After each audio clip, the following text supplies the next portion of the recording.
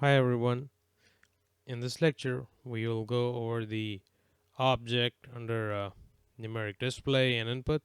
So, numeric display is where you can show numbers on the HMI.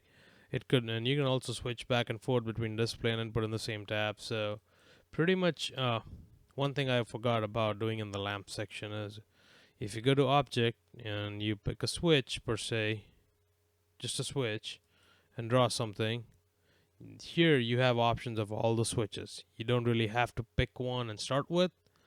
And let's say you did pick one and start with, you can add more. So I'll show you a little bit of that before we start get forward with it. So if you do a bit switch per se, and you think, oh, I don't want a bit switch or I want to add more, you just click on add.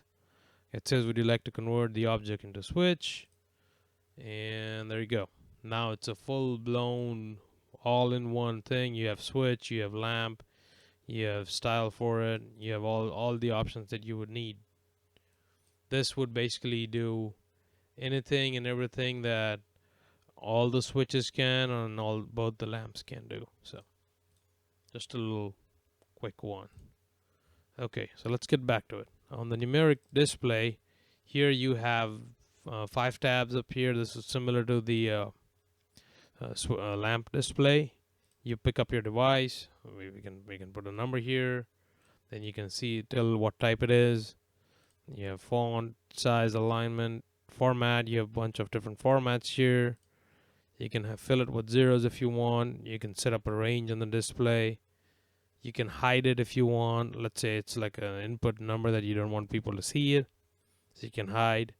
Now the format string, this is where you would, if you're doing like a, let's say a speed for something, what you could do is you could do that and put in meter per second. There you go. So this would show, and here I want to make it a 3-digit instead of a 6. So where did the, okay, yeah, right here. There you go. That's gonna show the numbers in 3 digits and meter per second. So I mean that's how you would do that. The rest of the stuff is same. You can change the numeric color. You can blink it. You can switch it if you want. You can put a shape, which these shapes are pretty basic. You don't have a lot of options. So if I go to this, I mean these are older figures. I don't really like them. They look like from 90s. So, well, I guess I would have to take it back. They have the newer figures now. So, but I usually don't use figures on numeric. I leave it blank. And you can have different states here too. Like if you want to change your color or the whole information based on a number, you're showing a level input and the level goes above 80%. You want it to look red or show red, you can make this red and you can reverse it. So now it's blinking. You can make it blink red. Blink also has different options. So, and you can have a range if it's greater than or greater than 15. Now it would start blinking as long as V is less than 15. So things of that nature.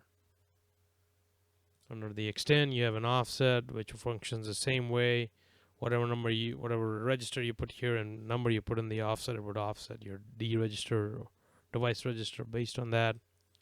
Trigger is for display, and you have a trigger type for it too.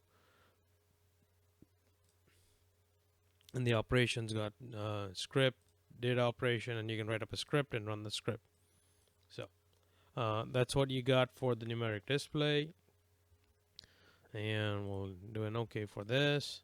Now we'll go and get a numeric input. This one, you can switch back and forth right here. It adds an input case. So you can set up like a range for somebody to enter values. So the style stays the same.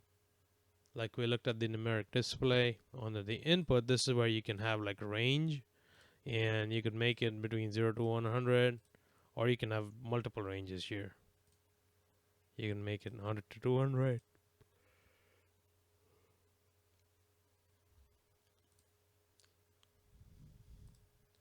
The only thing I don't know is how would it calculate different states. I'll have to look into that, but I can come back and update the tutorial or put a note below for that.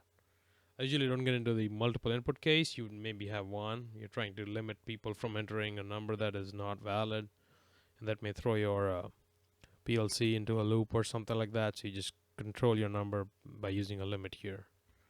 I mean, that's basically what I use it for. Here you have more options like you had in the switch. You have offset, user ID, move destination. What it does is uh, once you're done entering number in the first field, where do you want it to move? So it would automatically highlight the next field for you. Then uh, here you can enable the log. You can do a write device and write check device. It can turn on or off.